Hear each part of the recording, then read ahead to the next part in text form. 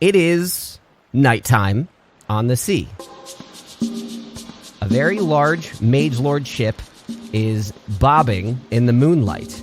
Florence sits on the deck of the ship on her knees with several Mage Lords standing around her. Nobody's aggressive, but they all look agitated. There are people moving up and down the ladders, in and out of the doors to below decks, and Florence sits there quietly and looks up at the Mage Lord and says, "I don't know what you're talking about. We're just trying to spend the night." The Mage Lord captain leans down over her and says, "We knew something was wrong when you first got on this boat.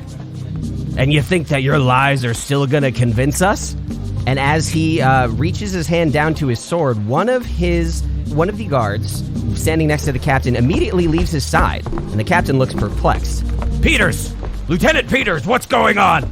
A number of other guards follow him, leaving only the captain and Florence alone on the deck. And Florence looks up with a grin and says, "Well, I guess now that we're alone." Is that my cue? That's your cue. Oh, shit. Wait, Matt, that you saying, "Is that my cue," is in character, correct? Yes. All right, let me go back. Okay. Is that my cue? Yes, that's your cue. I don't have a flair for the dramatic. I need some help out here. Come on. Okay, fine. I cast Enlarge Reduce. On what? On Florence. Get big. Okay. Florence, what, doubles in size? Yep. Florence stretches and grows and says, "All right, well, I guess that's a plan if I've ever seen one. You got what we came for." So, Maeve, with your small stature, you hold in your hand a sealed scroll whose contents cannot be viewed, and a small charm clasped into your other fist. The captain draws his sword and he says, Men, we need some support here! Where are the mages?" And he just kind of flails about as the giant Florence scoops up Maeve in one hand and leaps over the side of the ship. Maeve, I'm going to ask you to please roll a dexterity saving throw. 16 plus 3, 19.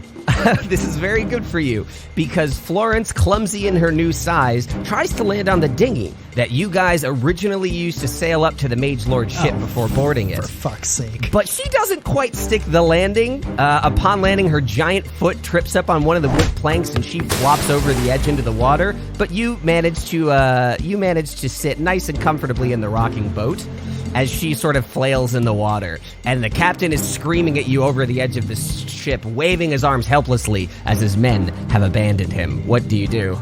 We need to get out of here, Florence. I stop concentrating on Enlarge Reduce, so she reverts back to her original size.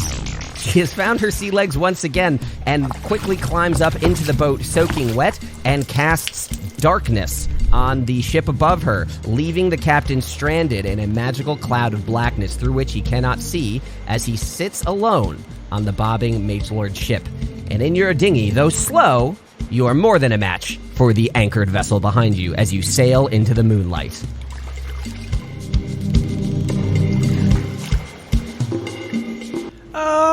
So what happened there? Well, I'm out there having a nice chat, and suddenly I'm almost in handcuffs and my knees on the boat. What the hell happened down there? I mean, I got the scroll like we were supposed to, but then I saw this necklace, and it was really shiny, and I don't know, I like shiny. I'm going to make an attack roll against you really quick. Unarmed attack. Does a... Whoop. Hitting children, so hot right now. So hot right now. Does a 17 hit? It does. Okay, so for no damage, Florence is going to smack you on the back of the head like, "What did I tell you about trying to take things like that?" I need you to make a dex save as you do that. Okay. Nat 20! As you touch Maeve, there's like a brief flash of flame around her, and you recoil in pain. As a hellish rebuke is cast around her. Let me roll damage for you. Fuck. So you take 8 points of damage, fire damage. Wow. Okay. And as you do that, Maeve looks like she's about to cry, and she says, "Don't do that." With her quick thinking, Florence feels the scalding heat on her hand and dips it in the water to soothe the pain. And she says, Man, if you don't know a damn thing about surviving in the waters, you can't be taking things that'll get you killed. This isn't the first time we've had this problem, Maeve. Now, if you can keep your sticky fingers to yourself, I think we might be able to make it back to the Liberty in one piece. You think you can do that for me? Okay. All right. In this small dinghy, you move slowly, but here you are actually no longer in the open waters. You navigate through clusters of islands and small rocks and isles too small to hold anybody, and before the ship can get its stuff back together, you are well out of sight. Taking your sweet time, you sail into the morning and return to the Liberty.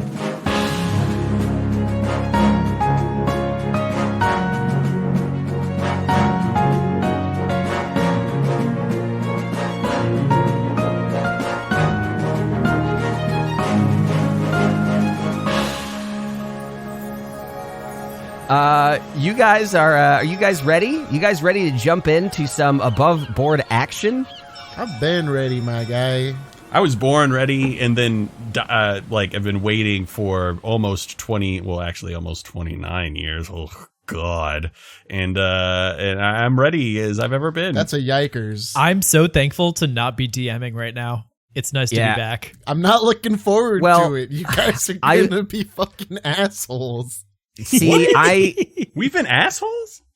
No. I am so not ready and also not excited to be DMing. I love DMing. We were 100% assholes to Matt at times. Well, yes, but actually no. I don't think I was an asshole to Matt. I think I was an asshole to the rules of D&D, and Matt just bore the brunt of it. So you were an asshole by proxy. By proxy. You were a proxied asshole.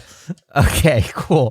Better than a prolapsed. So we have shifted into an above board. This is going to be a fun little transition. But I'm gonna start off with something familiar. Roll a history roll and see if you can recap the last episode or so. So go ahead, roll them bones. Let's see who gets lowest. I am going to use my Black Lives Matter dice from Heartbeat Dice. Am I rolling as Matt? Beautiful. Yeah, are we rolling in character or as ourselves? Y'all are fucked if it's in character. As in, do I have to roll? Matt, you absolutely have to roll. You've been dodging that shit for 11 episodes. Don't even think about it. Right, but I'm saying no modifiers, just straight history. I got a 13, just straight up. Mm-hmm. I have a 2. Hell yeah. This is my comeuppance. I had to do it twice in a row last time. I got a 12. All right, Matt. Well, so yeah, if you got like a minute or two here, give us a brief summary of where we left things off in the end of A Second Chance. All right, so here's what I kind of remember. Basically, the party had defeated Kayron Strauss. They rescued Byron. They stopped the riot that was about to happen between the mage lords and the people in the town. Bait had a little magical journey where he met the goddess Lema, and that was pretty much it. They decided to take a nap and then leave the island of Arianor at some unspecified point in the future. Yeah. After Kalt collected a bunch of dead bodies and then made friends with all the turtles on the island, if it's unspecified. Yeah, and after Bait was unceremoniously forced to leave Danbury the horse behind, at some point in the past month, listeners, this is fun. I had everybody, and I didn't tell them this, but I had them roll a bunch of checks for me in the Discord as I was planning stuff. Those checks I had you roll were persuasion to see if you could get Bait to not bring Danbury. There was a good chance if you beefed those rolls that you'd have a horse on the boat, but alas, your dice performed probably in your favor. For some amount of time, there would have been a living horse on the boat. You know, honestly, here's the thing. It would have been funny. Except getting Danbury down the fucking elevator shaft would have been a nightmare. I mean... Unless you were going to go all the way back to the bandits and then hope that he was still there. I mean, you got time. We didn't specify how long it is. Anyway, let's actually talk about how long it is. We are going to jump into the story here. So I would like you guys to buckle up for the above board. It is... Nice. There was just such a pregnant pause when you said buckle up. Like buckle up? And then there was like a And I was half expecting you to be like, and we're going to pause here for some Foley work I'm going to add later, and go.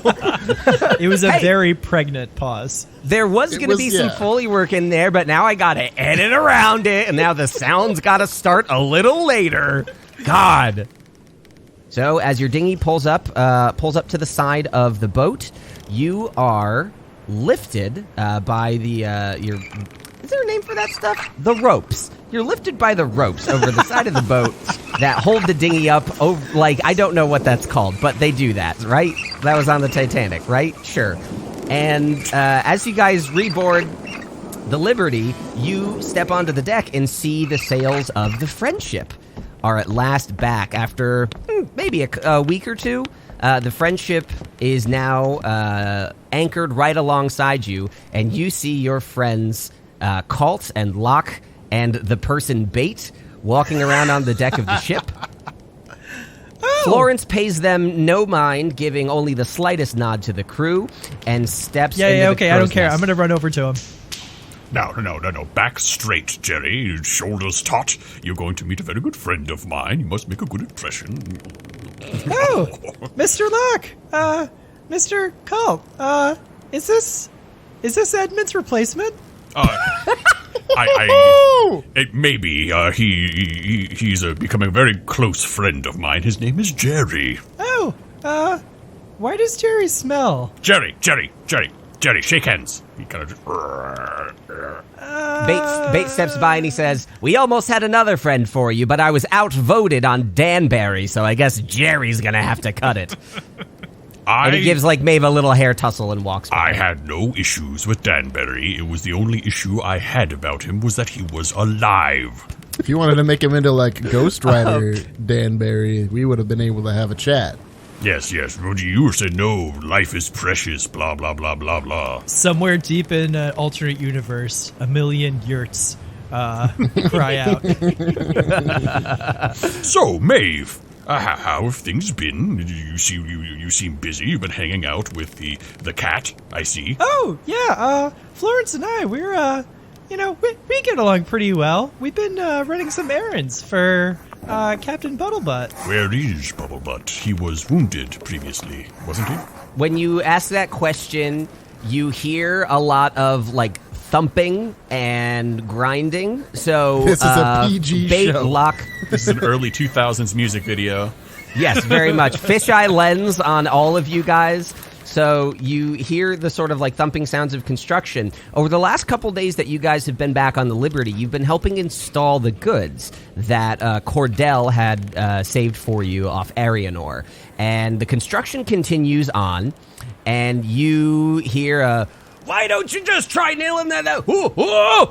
And then you sort of start to see Bottlebrew up at the crow's nest. He's like affixing stuff to the sails, and he starts to like skid down. He's attached by rope, so he's not free falling, but he's just kind of like thumping down the sails before the sails catch him. And Dennis, acting as his belayer, they look up at him, and he's just sort of floating there in the air. It's like, "Ah, little one, you've made it back. I'll come say hello as soon as I'm down." And he starts fidgeting with the rope. Yeah, it's been pretty fun. We learned how to board ships. I basically learned how to be a pirate. Well, piracy is the ultimate form of capitalism, so I suppose you're having a very good education. I'm definitely more of a hands-on learner. Yes, how many skulls have you crushed underneath your boot? None, but that's okay. Well, we'll get you hands-on with that later, I suppose. Yeah, all hands on deck. And I go over to Mr. Locke, and I give him a hug, and I'm like, Mr. Locke, it's really good to see you. I hear you've been up to quite the adventure. Arg. Florence comes walking out from below decks, and she's like, "Hey, little one, you got a lot to learn, but I think you've earned this." And she takes out an old, tattered, pirate-looking hat.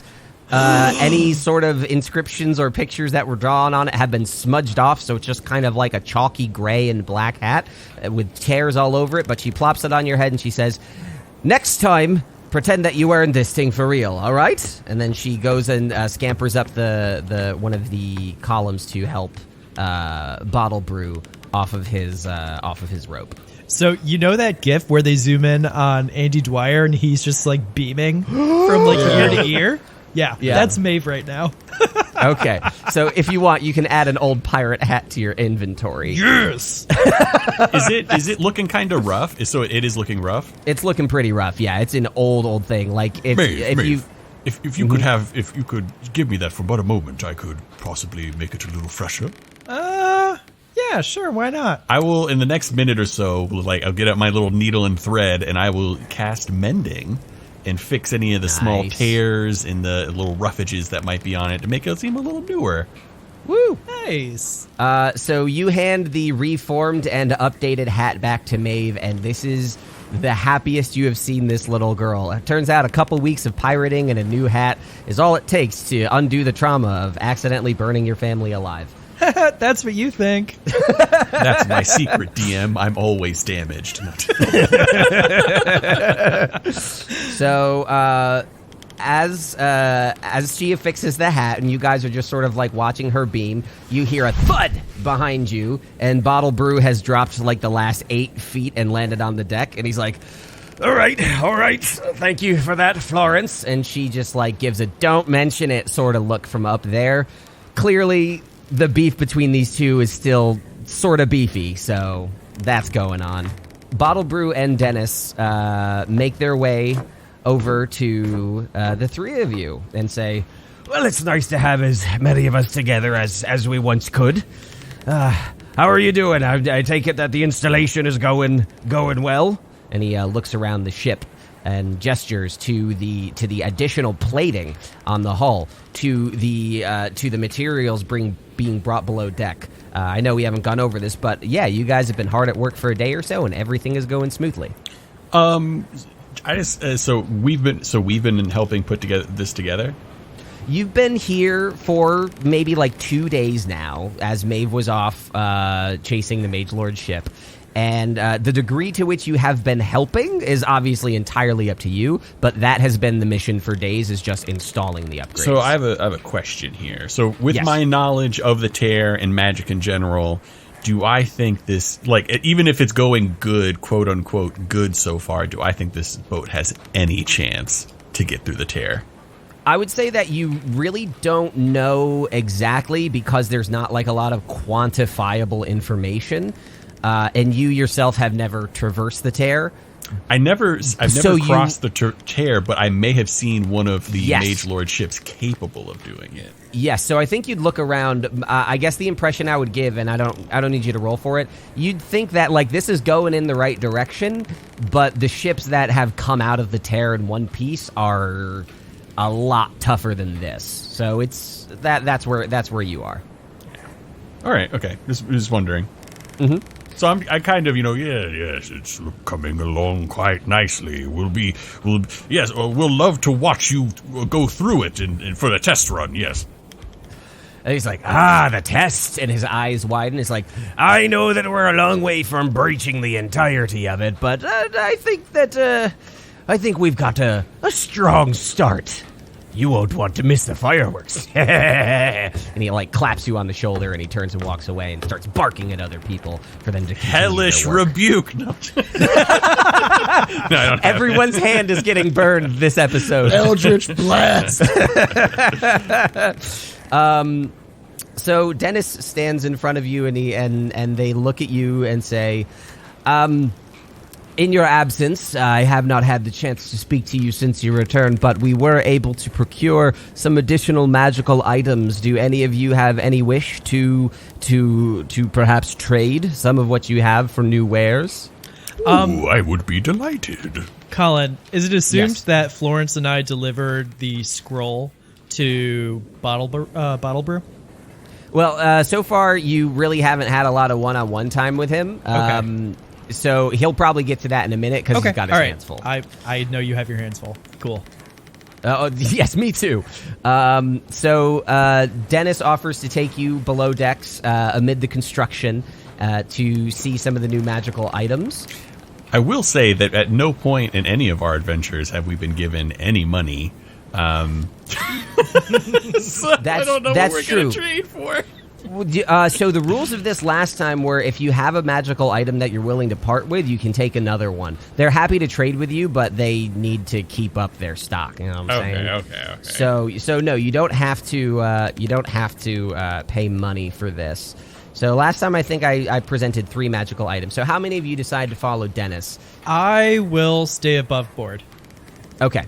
So I'll say that you stay above board, and Locke and Kalt, do you follow Dennis below decks? Yeah, sure. Why not? I'm down. Okay, cool. So Bait does as well, and the 4 of you proceed the same way that you did last time that you were on the Liberty.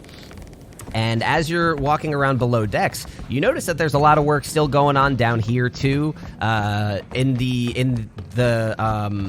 I guess the middle floor, the lower deck above the hold, there's like a new big porthole on the front of the ship. There are new portholes so that you can actually see out from inside the ship. You can see a lot of like metallic holes being placed around the sides as well, and a lot of long, slender metal slats that are being stockpiled up next to him. So there's a lot going on around here, and Dennis gently guides you past all of it to the store. Now, there is a lot of stuff in here that you could buy with gold, but at this point, I think when it comes to like food and basic wares, I'm just going to say you're tight enough with these people that they've been keeping you fed. But when it comes to magical items, there are 3 items that catch your eye. One of which is familiar, 2 of which seem new. On the table in front of you, you see a coin. It is a shiny coin that doesn't seem to match any sort of denomination or have any clear inscriptions on it, just a lot of ornate design, and it catches a glint of light that you kind of have to wonder, where's that light coming from? So it's just this little happy coin. There's next to it a stone. I'm running out of adjectives, guys. So next to that is a stone. The coin is happy. The happy coin. So there's a next to the coin there is a stone. It is a fairly large stone, and it has the engravings of multiple deities from throughout the Badlands. Locke, you specifically recognize some of the icons of Seraphina that you saw in Feldrum a few weeks ago. And it rests there with a slight hum.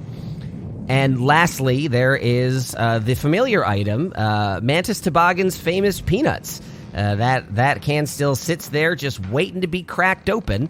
And Dennis says, these are the wares of which you may take your part if you have something to trade. What do they do?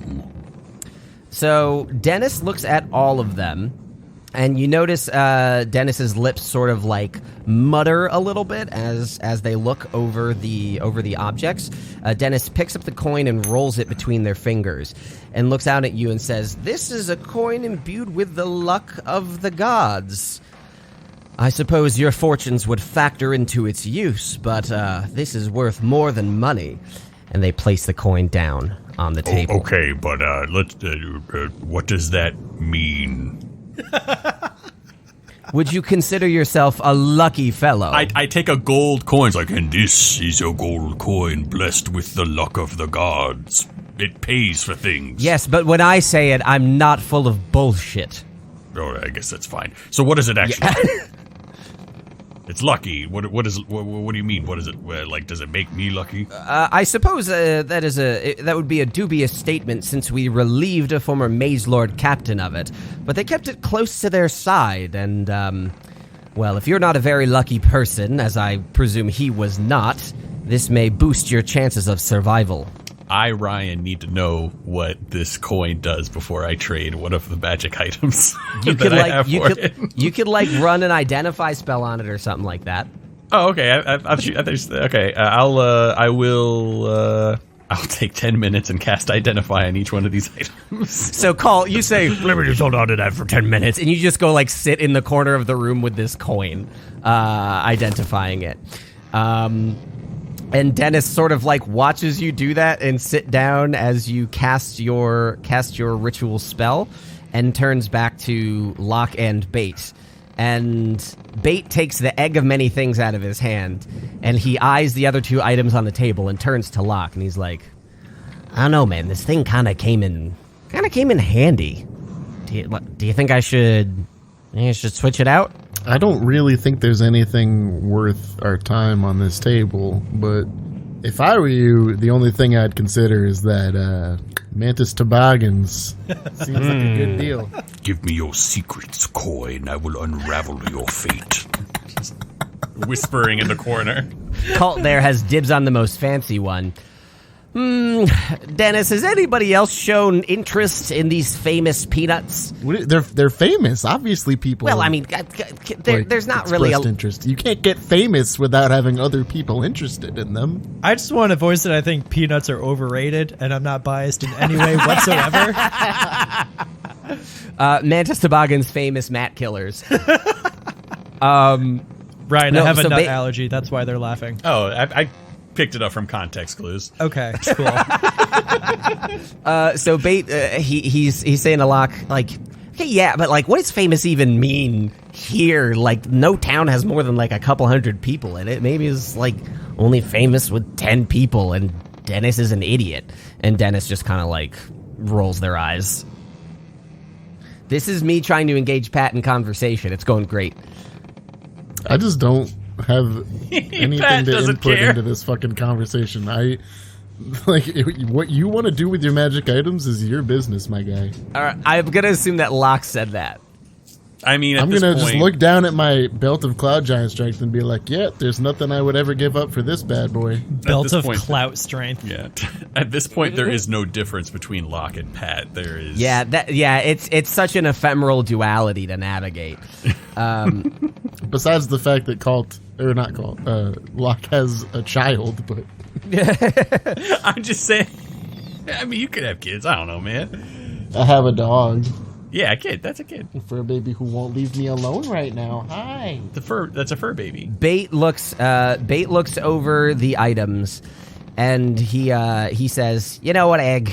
You've served me well." He places the egg on the table, and his hand reaches for Mantis Toboggan's famous peanuts. Before he thinks a bit better of it, and he says, "Some other time." And he reaches for the cathedral stone, picks it up, and he says, "I'm gonna see what this guy's all about." Bad choice there, buddy. You said you don't give a crap, didn't you? And he just kind of like... And then I also said you should go for the Mantis Toboggan's famous peanuts. They're famous for a reason. Locke, you're an enigma that I will never decrypt. And I have heard tale of mysterious peanuts able to kill a man with but a single nut. But there have to be a very specific man with a specific condition. Very, very powerful nuts indeed. It is perchance that one of these nuts is the right type of nut to kill a man. Bait just says, "Yep," and he walks back upstairs with his new stone, and he walks back out onto the deck of the ship. So, Have Dennis, I figured out what the coin is yet? Has it been 10 minutes? I don't think so. I so don't Locke, know. I really hope it has. Locke, you're standing there in a room between Dennis and Kalt. What do you do? I don't know. I just want to go do stuff. I guess I'll walk over to Kalt and say, "How's it going, buddy?" I am trying to unravel the secrets of this coin. How long approximately have you been trying to do that? About 5 minutes. Oh, dear Lord. The ways, as you should know, Locke, the ways of magic are quite mysterious and require a certain temperament. One that I do not have, and I throw it at the ground. Tell me your secrets, coin!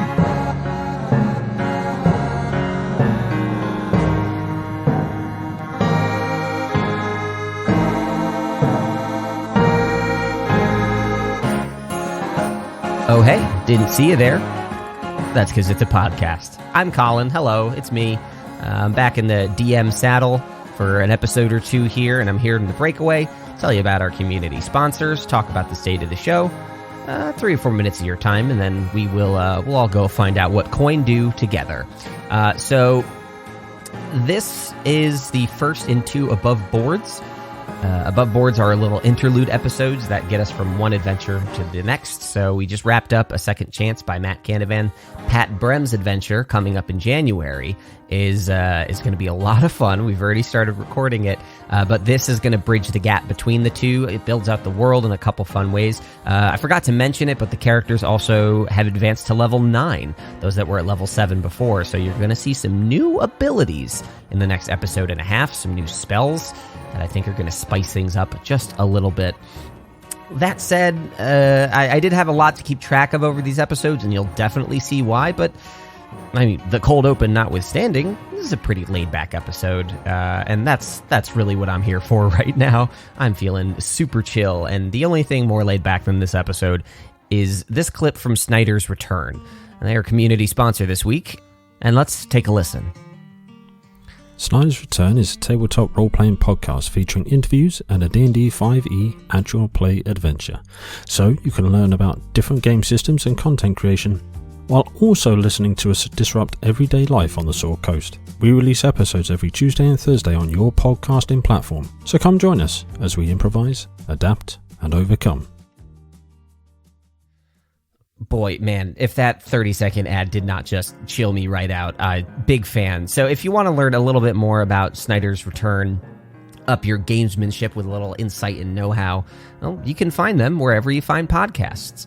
Now, I know you know how to find podcasts because you found us, and we love having you here.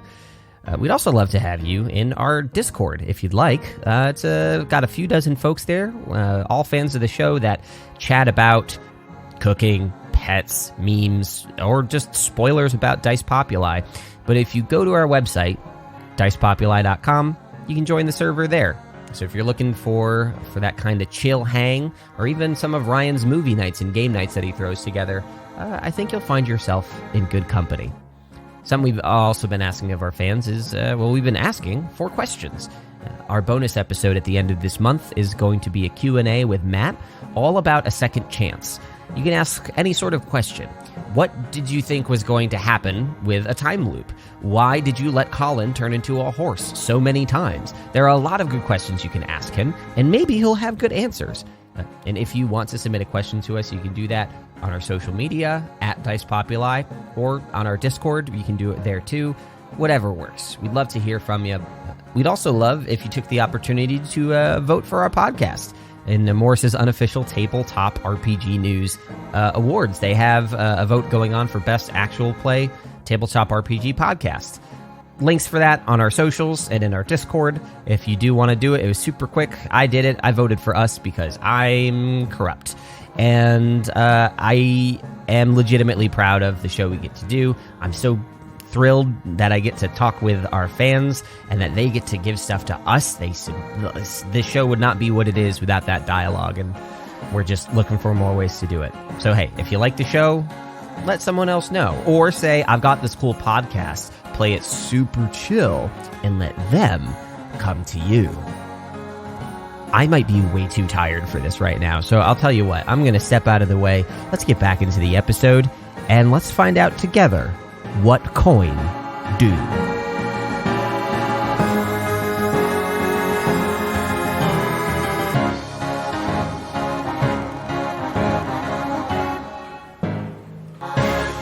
What does my coin do, man?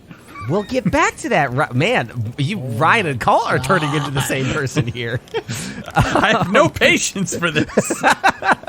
Tell me what coin do. So we cut back to the deck of the ship, and as everyone else has gone below decks to the store, Maeve, you see Bottlebrew sort of running around, barking orders and overseeing the modification of the ship's hull. You have not yet presented your spoils from the raid on the Mage Lord ship. What do you do? Hey, Captain, what does that coin downstairs do? You haven't been downstairs. I think you're metagaming a bit. So, hey, sorry. Hey, Captain? Ah, yes, little one. What is it? We got the thing that you wanted.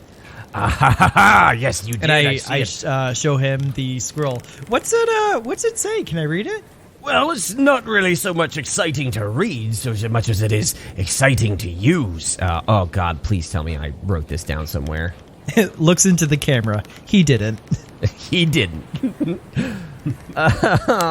He did not do that. So so this is just a question because and this doesn't really affect what I'm doing here, but I'm just kind of just curious because I don't know. Classic Colin. When it comes to scrolls in D&D, is there like a limit to which spells can have scrolls? Because I find that some have items and some don't. All spells can be a scroll. Yes. Okay, that's what that is what I thought. That's all I wanted to. But yeah, they might not be available as an item just because they haven't been specifically like said in a book previously. If you're going off. Yeah. Of, like, So he opens up the scroll, and it is covered in all sorts of like strange icons and like ancient elfish languages, and he's just reading down. It doesn't make a great story, but it does make for a great shield. So Bottlebrew, he wraps up the scroll and he sticks it in his belt and he says, "There are many magics that the mage lords use to traverse these lands. A little bit of metal on our ship isn't gonna cut it if we're trying to get through something as dangerous and deadly as the tear. But we do have to get through it now, don't we? And this might just help us do the trick." And he does not clap you on the shoulder because he doesn't want to burn his hand. But I think you're metagaming a bit. No, so Bottlebrew, he leads you back down. It's like, well, in just a couple of days here, Maeve, all of our hard work is going to come to fruition, and we'll finally be able to see if our ship can stand up against that monstrosity of a barrier. And just maybe, you and I each get to go home. And you've been very helpful in trying to get us there. For that, he like wiggles your hat a little bit. You have my deepest thanks. Well, it's been a while since I've been home. He just he stands up. He is like has a melancholy smile. You're not the only one, lass. They won't be the same when we get there, but we can bring back a little of the memory with us. And he watches the sun approach the horizon. He says, "Night's coming. Everybody pack it up. We'll start again in the morning. And then we've got a little more work to do after that." So everyone sort of shuffles below deck, finishing up their work. And Kalt, you are sitting there staring at this coin, and Locke is, I'm guessing, just standing next to you, very bored. Yep. Watching you stare at this coin. And everybody's like walking by you, like going to settle in and get food and stuff. And Florence kind of peeps by the room and sticks her head in, looks between you guys, and says, "So is this just going to be like the normal? Like, should I get you like a piece of paper next time? My sword's a little shiny if you..." And she notices that... I think he's almost done. I don't know how you understand these folks. You don't know how to get around mage lords, but you know how to deal with a couple of wackos like that. And it's because deep down, I'm a wacko too. Well, that certainly explains a lot. And all of a sudden, Kalt, you know what the coin do. What do coin do? What our coin do? What do coin do? Yeah, get to the point. What do coin do? Colin. So this is the all-in coin. The user submitted item. Thank you, Tamara and Cap and Lizzie. The details are a coin. It's okay. There's more. The effects. Swear to God. We tweaked it a little bit. Essentially, once a day, you can flip the coin. And if you call the flip correctly, you will automatically succeed on a roll that you just rolled. If you roll a failure, you have a chance to flip the coin and make it a success. Would you be willing to trade this meager coin for this book that does, it's magical and is part of a trap on an island we're not on anymore? Dennis looks at the book, and I'm just going to have him roll Arcana. Which book? It's the book. It's the book from the cube, yeah. Yeah, the gelatinous cube. Is it still wet? Yeah. Matt, what did that book do again? I don't remember. It has like ancient writings and stuff on it, and it tells you how to get past a god door. Yep. What do book do? What do book do? Hey, yeah, it's technically magical. Yeah, so- Dennis made a bad Arcana roll, so they take the book and they say, what do book do? And then and they say, texts of an ancient order are always of interest. I think the captain will be pleased. So they take the book from you, and you pocket the all-in coin.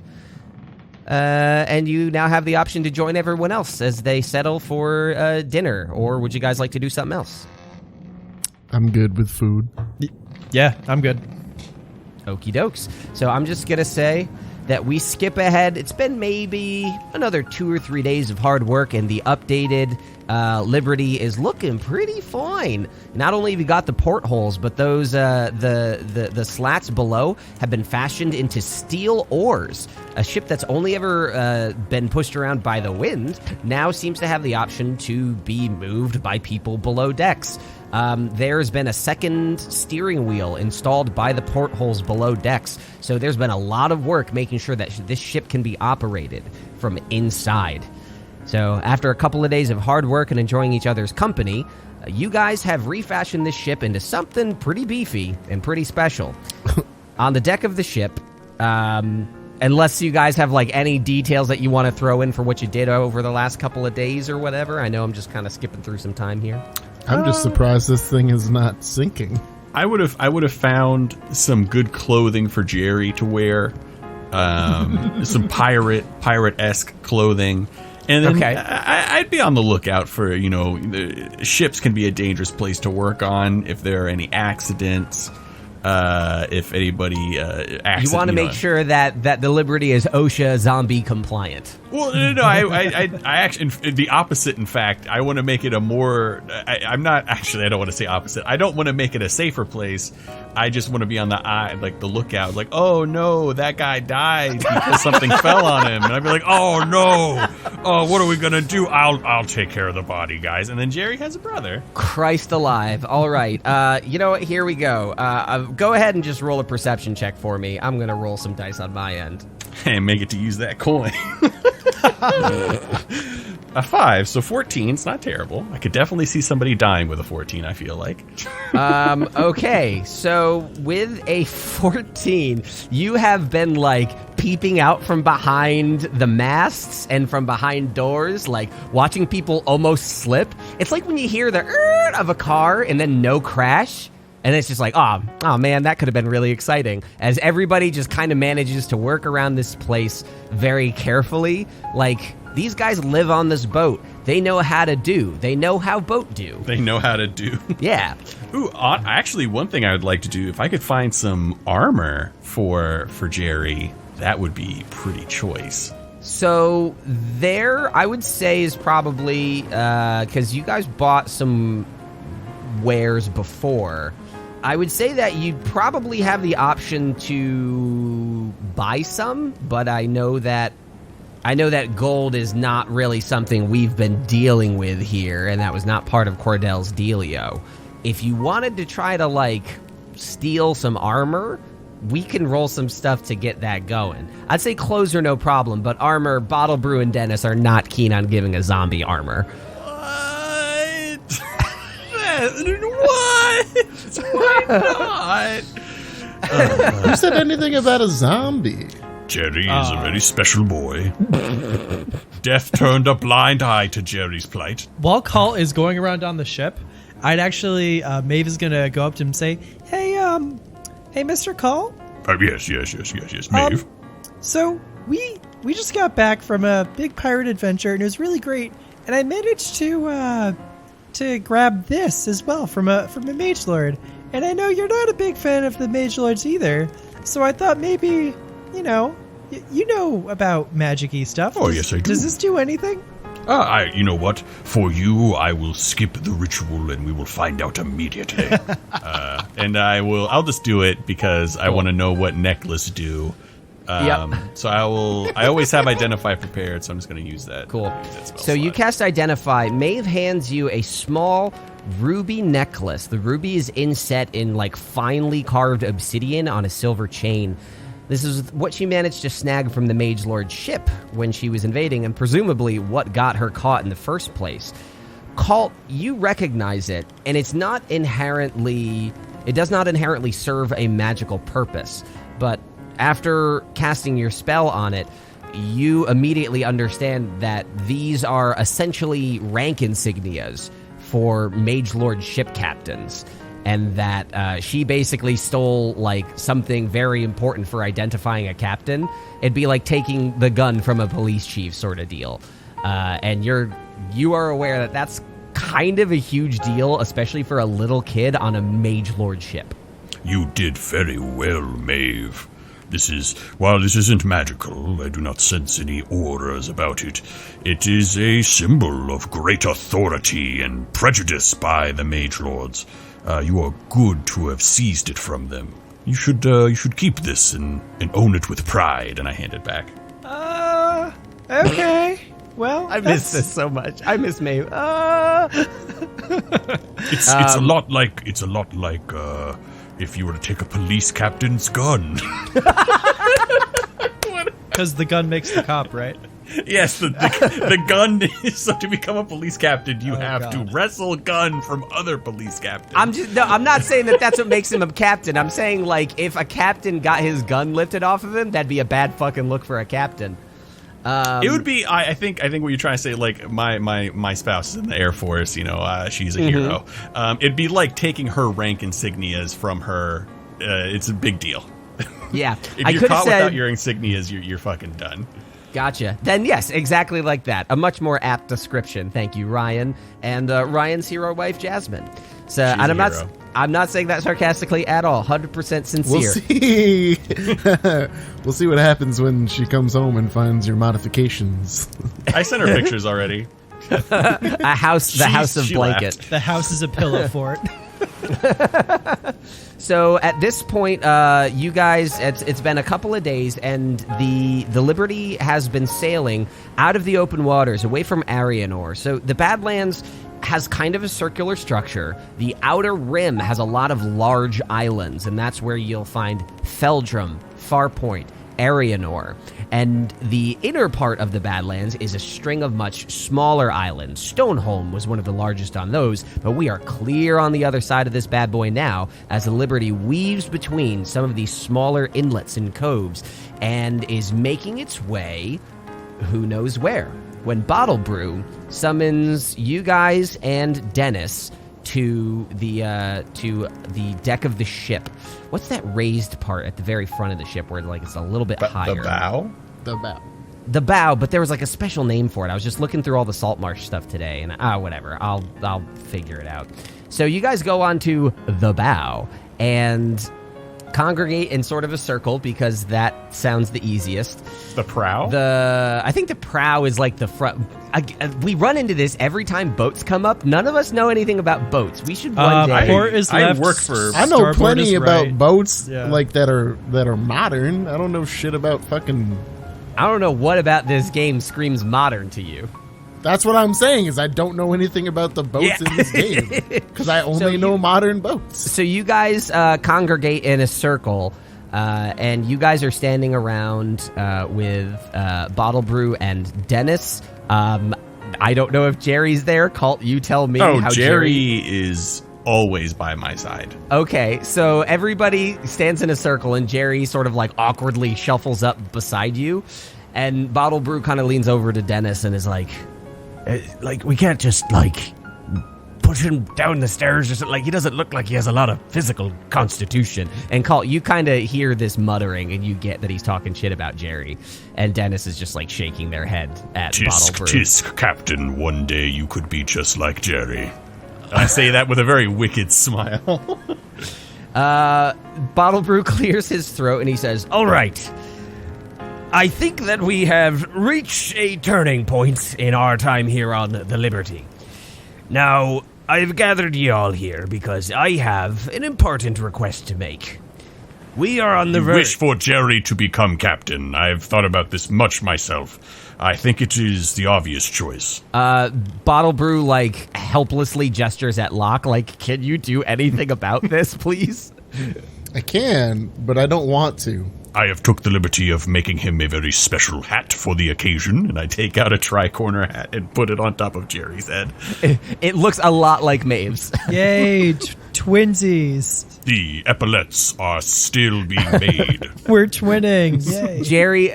Jerry just kind of like, just like grumbles a little bit and shakes I have him do a satisfactorily. salute. He swings his hand up and the hand like bonks off against his forehead and just sort of dangles there with the salute. Very noble. It is easy to see that he is the man to lead. So Bottlebrew talks to all of you and he says, all right, I know that you guys had a little bit of an experience on Arianor. I'm not sure I understand all the details. Yes, it was very normal. None of us spoke to gods or went back in time repeatedly. Really? Because if you did, that would have been really cool. I think that would have been for... I'm gonna stop you right there. And he starts rubbing his temples a little bit. I had enough trouble trying to understand it the first time around. 2 or 3 sounds like too much for me. And maybe the listeners. Wink. So I'm going to say, let's not worry about those details. But you've brought back more than just ship materials. And I think it's time that I include you in the next step of my venture. Because if we're going to breach the tear, we've got to know the Liberty has got the stuff. Now, we're a long way from the tear where you guys came in, and it would be a long time to get back. So I'm wondering if you and your vessel would want to be part of this adventure with me. What do you mean? That we're along. This is the test of this ship. Well, If we're not going to the tear, what tear are we going to? I say it very kind of with a lot of maybe a hint of fear in my voice. At the mention of which tear, Bottlebrew's eyes light up a little bit and his brow furrows, and he's like, "Which tear, you say? I've heard whispers. What have you heard about which tear?" I know that there is more than one great tear in this land, but I beseech you, I would not go to the other. I have heard great tales of the terror it has wrought. Bait sort of like his ears perk up and he says, all right, yes, we're admittedly a little closer to the lesser tear, I guess. I don't know the name for it. But I'm kind of with Kalt on this one. If we're going in, we better go in ready. Is that really a great idea for just a test? I look over to Locke and I'm like, Mr. Locke, what are they talking about? I'm not entirely sure, but it sounds like they're trying to do a beta test of the ship. So everybody knows of the great tear at the periphery of the Badlands. It is how you entered. It is what keeps us here. But there is a lesser-known force at the center of the Badlands. Not many people have ever laid eyes upon it for good reason. It is a treacherous and deadly place. Okay, well, I might have heard something a bit different. Like, yeah, you don't want to go near it, but I mean, it's just kind of a wall. It's the people around there you want to worry about, right? And like, Bait clearly has heard different rumors about what this thing is than you have. What I have heard, and what I have studied in the time of the temple, was that this was whatever created the tear, whatever destroyed the Badlands originally, it was central to that location. And whatever maleficent magics that caused all of this to happen are still at their strongest at that central point. Well, it doesn't seem like we're all too far away. We've been sailing for a couple of days now. To be honest, if we're not gonna... I mean, Captain, there's no way we're gonna get through this thing, right? And he just sort of like wiggles his hand a little bit, like, that's not really the aim, but... if we could dip our toes in the water, so to speak, get everyone out in one piece, do you think it might be worth the risk, whether it be gods or men that try to push us away? I mean, I'm down to try, I suppose, but I have a bad feeling about this. Locke, I would like you to make a... what am I thinking here? I would like you to make a history roll. I'm not very smart. I got a crit fail. All right, a crit fail. So What as do with, history do? What's history do? So as they're sort of like talking, debating about like what is this second tear sort of in the middle of the Badlands? What makes it dangerous? What's around it? And you're just kind of sailing closer and closer to it. You obviously understand Bottlebrew didn't know for sure that this was a thing. He's just trying to get across the Badlands. But as you're sailing further into the denser set of islands, you don't know why, but you get a bit of a sinking feeling in your stomach. Nobody else seems to feel this. You're all just kind of having the debate. But Locke, you get a uniquely unsettled feeling as you sail closer and closer. I don't like this. And Bait just kind of, as you've had that, I imagine it's like, you know, how Frodo's zoning out and can't hear anything around him. So they're all talking and you're just kind of like in your feelings for a minute before Bait throws his hand up and says, all right. Listen, we're still a pretty big ship. We've got a pretty fast ship with us.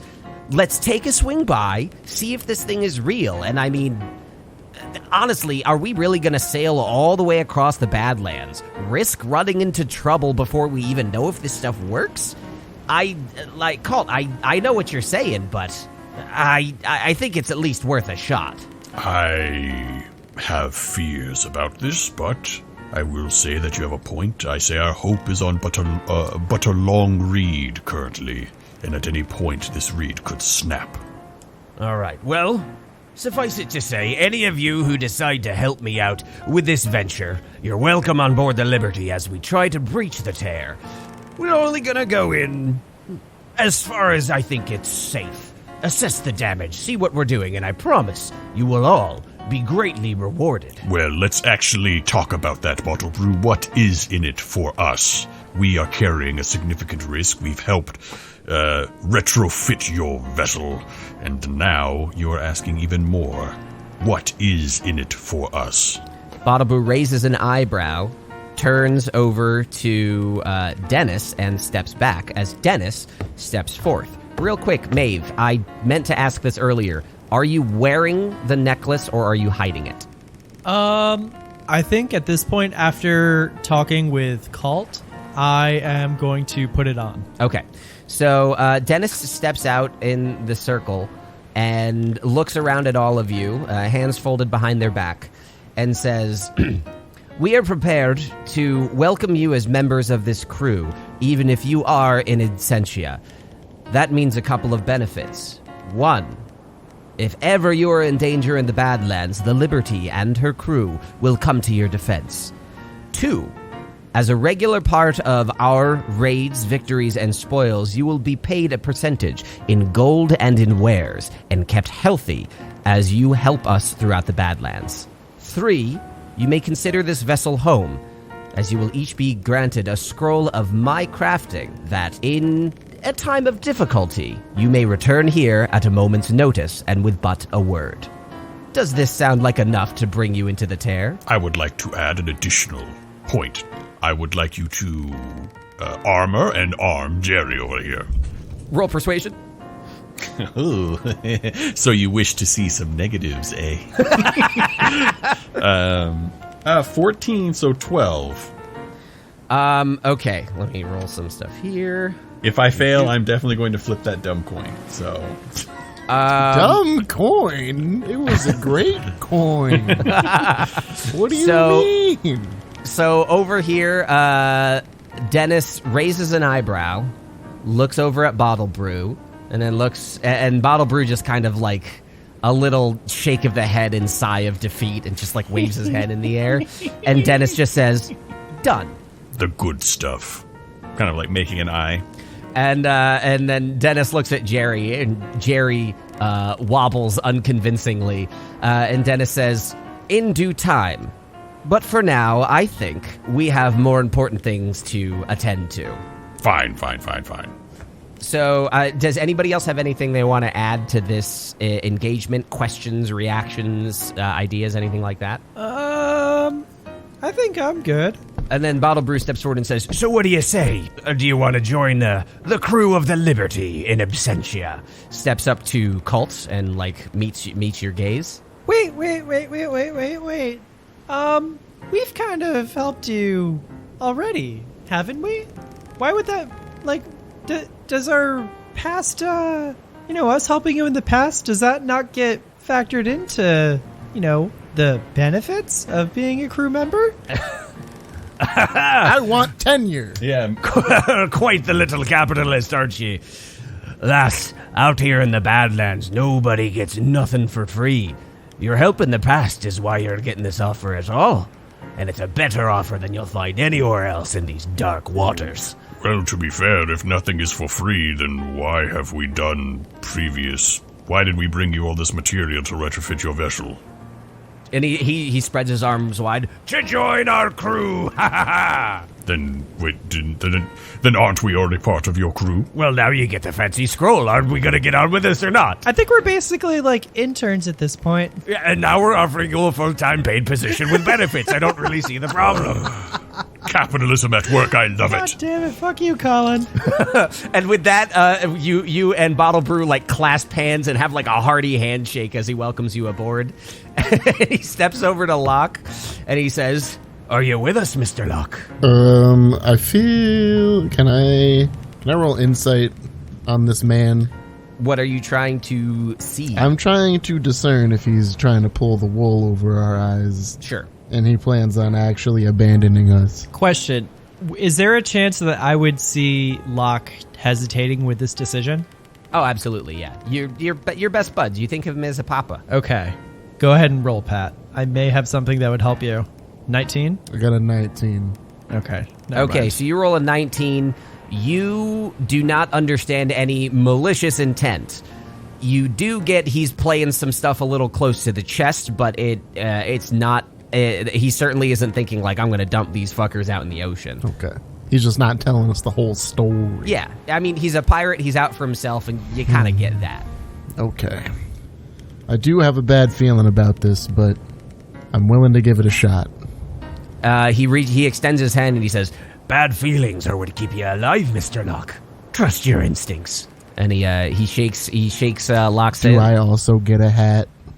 I mean, he's just like, oh my god, what is it with you? Hats and clothes and jeez. And he just takes his hat off and puts it on your head. That's my last hat. You have my hat. Nice. And he shakes your hand begrudgingly and steps over to Maeve and he kneels down and he says, Little one, where did you get that little thing? And he reaches his hands out to the necklace. Do you try to stop him from touching it or no?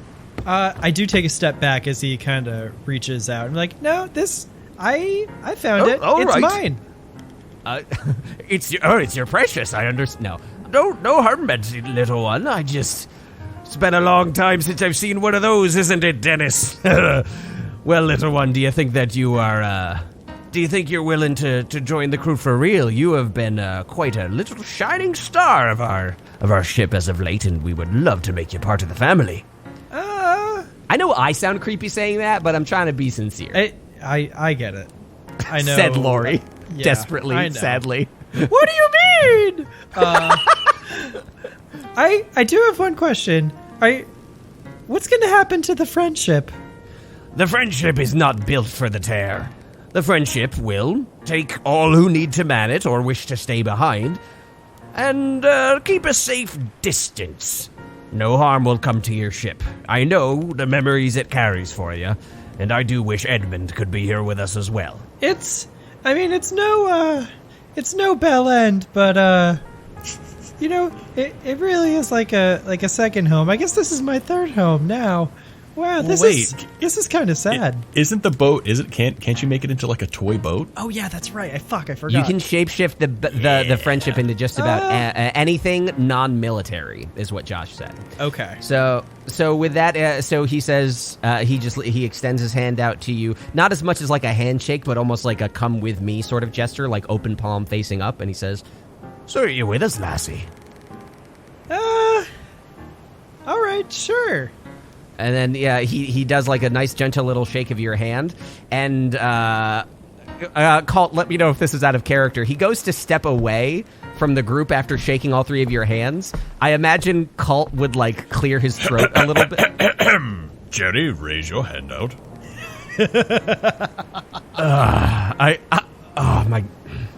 Mr. Jerry, would you like to be a part of our esteemed crew? Nod your head, Jerry. Do I have to actually touch his hand? Can I, salute sort of a thing? Well, only if Jerry can be the captain.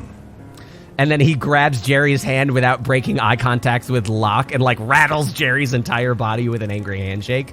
All right, it's done. At last our force is building up to fight the Mage Lords, and pretty soon, they won't be the only ones with the power to leave the Badlands. And with that, you guys sail through a series of islands. As the waters begin to open up again, a foul smell washes over the waters as you pass between the cliffs of a cove and round a corner. And in front of you, you see the great, shining, dangerous, and deadly wall of a second great tear.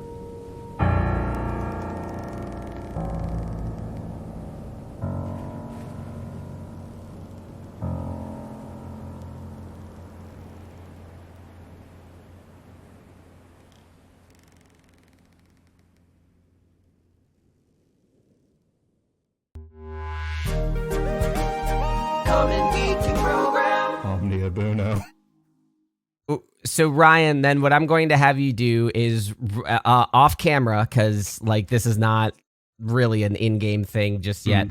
I have made a world development that I have not really revealed yet or hasn't come up, and in case it does, I want to see if Kalt would be aware of it. Could you just roll a quick history check for me with his modifier? If you pass, I will message it to you. I'm pretty good with history. It's a +9. Only? If you don't get this, I will be astonished. It's a natural 19 +9, so a 28. All right. DC 29. Sorry. All right, I'm going to ask you to Great British Baking Show style, do not react when Paul and Prue are judging your technical. So let me just send you a little bit of detail here. Secrets don't make friends. Yeah. Secrets hurt someone. Secrets. I don't really know what's going on here, but it's really good to be back. Also, I'm just trying to find my voice so I don't accidentally refer to this. So just get as tight and as squeaky as you possibly can. Phrasing? What do you mean? What tight? It's a tight squeaky voice. It's no. I mean, yeah, right.